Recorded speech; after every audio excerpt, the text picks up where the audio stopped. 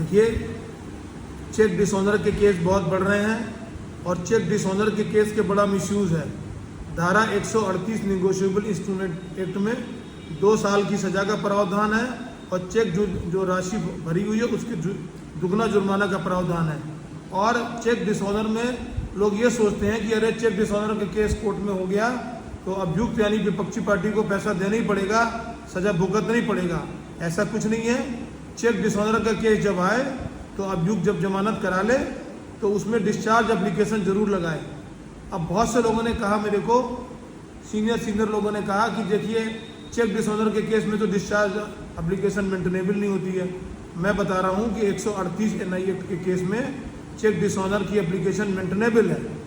अच्छा, एक बात मैं आपको और बता दूँ कि आप जो डिस्चार्ज एप्लीकेशन लगाएं उसमें सारे कागजात लगाएं जो आपके डिफेंस के हों।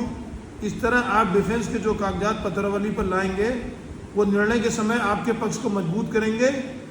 और NI एक्ट की धारा में खुद ही लिखा हुआ है कि अगर चेक बाउंस हो गया है तो आप प्रूव कर दीजिए कि चेक बाउंस होना सही है, आप दोष मुक्त हो जाएंगे।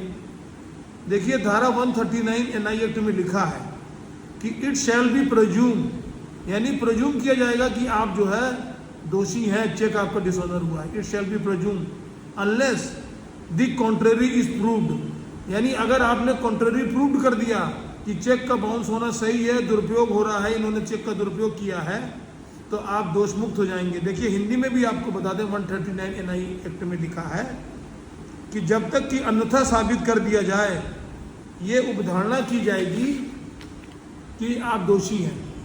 यानी आप लोगों के दिमाग में जैसे क्या है कि चेक का केस हो गया, आप जो है अब तो दोषी सिद्ध हो जाएंगे। अच्छा, अब आप देखिए धारा 143 निगोशिएबल इंस्ट्रूमेंट एक्ट क्या कहती है। कहती है कि power of court to try cases summary, यानी समरी ट्रायल के बारे में कहती है। अब लोग क्या कहते हैं, लोग कहते हैं कि समरी ट्रायल में कैसे डिस्चार्ज लगेगी, ये तो ट्रायल ही समरी है, तुरंत हो जाएगा। NI एक्ट में लिखा हुआ है कि क्रिमिनल प्रोसीजर कोड के प्रावधान लागू होंगे।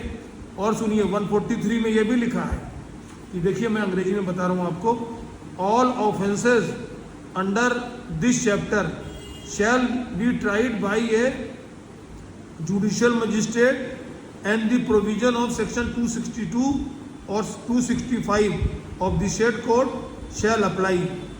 यानी जो क्रिमिनल प्रोसीजर कोड है उसके बाद भारतीय न्याय सुरक्षा संहिता आया, तो ये तो पहले का एक्ट है, इसलिए इसमें क्रिमिनल प्रोसीजर कोड ही लिखा है कि धारा 262 से 265 तक लागू होगी। अब धारा 262 और 265 में जो लिखा है वो भारतीय न्याय सुरक्षा संहिता की धारा 274 से गवर्न है। तो इसमें क्या है कि trial of court, trial of summon cases by magistrate, धारा 274 में लिखा है कि trial of summon cases by magistrate. और ये देखिए, समरी ट्रायल जरूर लिखा है NI एक्ट में, लेकिन क्या लिखा है कि धारा 262 और 265 अप्लाई होंगे। यानी बिल्कुल समझनी नहीं है कि मोटर व्हीकल एक्ट की तरह आपने जुर्माना कर दिया। अब सर अब आप देखिए समरी ट्रायल में क्या लिखा है और समन ट्रायल में क्या लिखा है, जो धारा 274 भारतीय न्याय सुरक्षा संहिता में है कि provided that the magistrate considered his accusation as groundless, he shall after recording reason in writing release the accused and such release shall be have the effect of discharge। यानी देखिए, जो 262 और 265 में लिखा है कि ट्रायल होगा, समरी ट्रायल होगा, उसमें ये आ गया है कि समन ट्रायल होगा।